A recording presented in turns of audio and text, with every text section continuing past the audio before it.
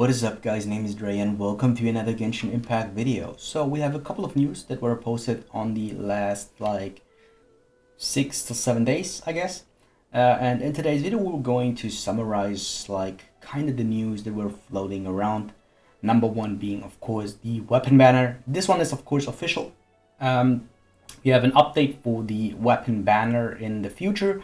This will happen starting from patch 2.0, which will happen in about 1 week by the time the video is live. Well, less than 1 week by the time the video is live, maybe 6 days.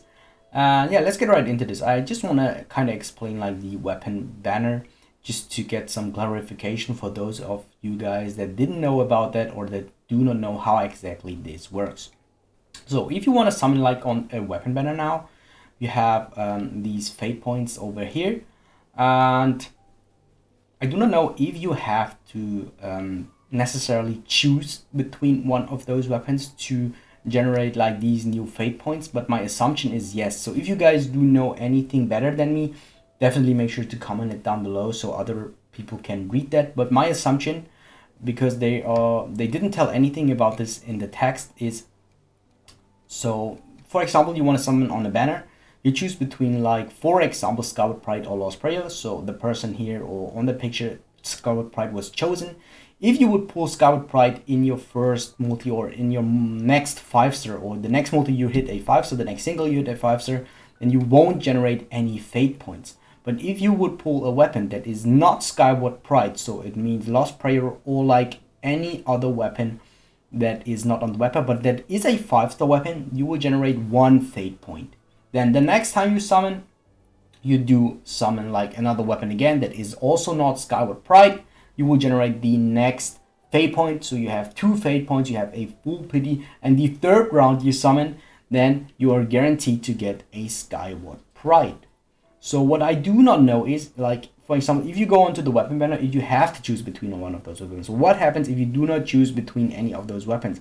My assumption for that is, if you do not choose between any of those weapons, you won't generate the fate points. So it will just happen like the weapon banner before.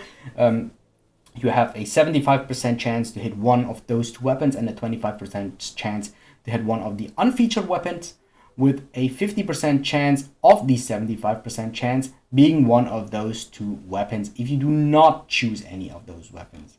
So I hope it was kind of easy to understand. So I just want to repeat that once again. You will obtain 1 fate point if you do not pull the weapon that you choose, if you selected one through the epitomized path. And if it happens for a second time, then the 3rd round will be guaranteed the weapon that you choose before. Yeah, that is all the changes that they made. I think it is really good.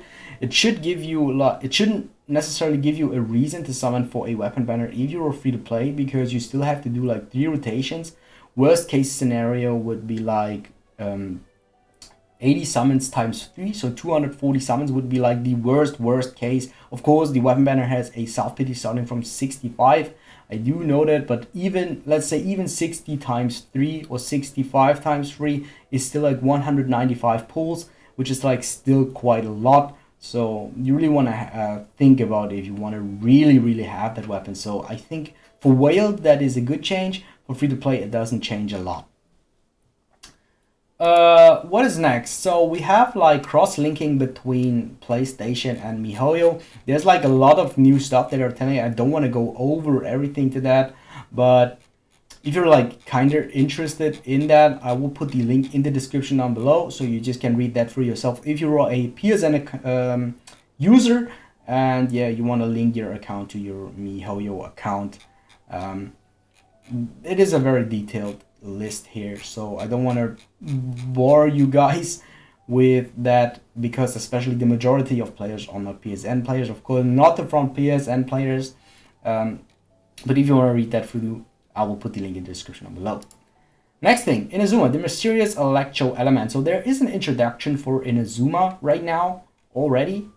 We have the Thunder Sakura bows. So Thunder Sakura bows can be found on the various islands of Inazuma. Use them to summon a wondrous spirit called on Electrogram, which will be an invaluable travel companion in Inazuma. So basically a new mechanic. The Electrogram. The Electrogram can only accompany travelers for a set period of time. Please pay attention to this duration. So basically a new mechanic that you unlock with that tree, you will follow that. I think you do need that to solve some of the puzzles. Yeah, I think that's basically it. It's basically a mechanic to solve puzzles. We have Sacred Sakura. Head to the top of the Grand Narukami Shrine to see the Sacred Sakura. It's an unforgettable location. While enjoying the scenery, you can increase the level of the Sacred Sakura's favor, making the Electrogram more powerful thereby. So I assume that this is like more similar like statues of the 7 in Leeway and Monset, or more similar to the tree in Dragonspine. I think that should be like the closest that we already have, the tree in Dragonspine. You just kind of want to collect anything. I don't know if you like have to collect these Electrograms, but it is like just for a set period of time. So no, it is not these. You will just collect any other material, spend it for the tree. If you spend like a certain amount, you will increase your level and then you should get rewards back. I think that it should be like Ascension material upgrades or something that you can summon with like Intertwined or Acquainted Fate Stones. Electro Sigil. Offer the Electro Sigil obtained in your various adventures on Inazuma to the Sacred Sakura to raise your Sacred Sakuras. Oh! You use Electro Sigils basically to spend them on the tree. That's different because in Nemo Sigils and Geo Sigils, you did use them to spend her like on the shop, so you can get like different essential materials. It was for that in Mondstadt and in Leeway. Every time you find like a chest or just something similar to that, you just spend your sigils on that vendor and you got like different items. But for the Electro Sigils, you know you have to spend a certain amount on the Sakura tree to get all rewards. Next one, effects of Electrogram. They're explaining what the Electrogram does over here. During your adventure, the Electrogram can provide you with various benefits. Thundersphere usage. Thundersphere. Many strange objects known as the Thunderspheres dot the Inazuma skies. When you come within range of the Thundersphere while carrying an Electrogram or while affected by Electro, you can move swiftly the direction. So basically this is Keqing's E ability with an item. Travelers can determine whether they can move to the Thundersphere by seeing if an icon at the bottom of the screen lights up. So yeah, I assume that it should work very similar to Keqing's E.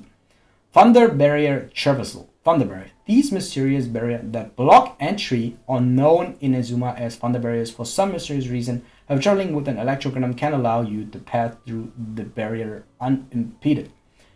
Alright, basically you use this to break the barrier.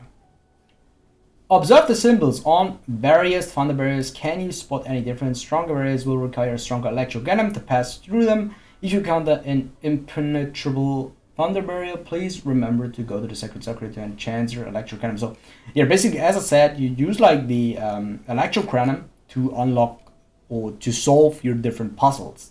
We have the Thunderstone. Some Thunder Barriers contain Thunderstones that inflict continuous damage, and Electrogram can temporarily suppress the Thunderstone's power, allowing travelers to avoid. So you always kind of want to use the where are these? Here, the Electrograms solve puzzles, like to go through the map. I think yeah, it should be a very important mechanic that you really have to work with in Inazuma. Protection against Bale Thunder. Watch out, when in an area affected by high electro concentrations, you will gradually lose HP. So this is like the freeze mechanic in Dragon Spine. This phenomenon is known as Bale Thunder. Use Electrogram to protect yourself. Oh no, that seems kind of annoying. So this is kind of similar to freeze and Dragon Spine, I guess. And you will need that to protect yourself from losing HP. Can be found in areas affected by it. But the different thing here is that it is not in all areas of Inazuma. There are just some certain areas. So I think it is kind of cool because you have like a small challenge on the open world. You just cannot walk through it. I guess it's kind of okay, but I feel like that it could be annoying. Next, during your journey, you can also discover many interesting things related to the Electro element. So Electro Sealies.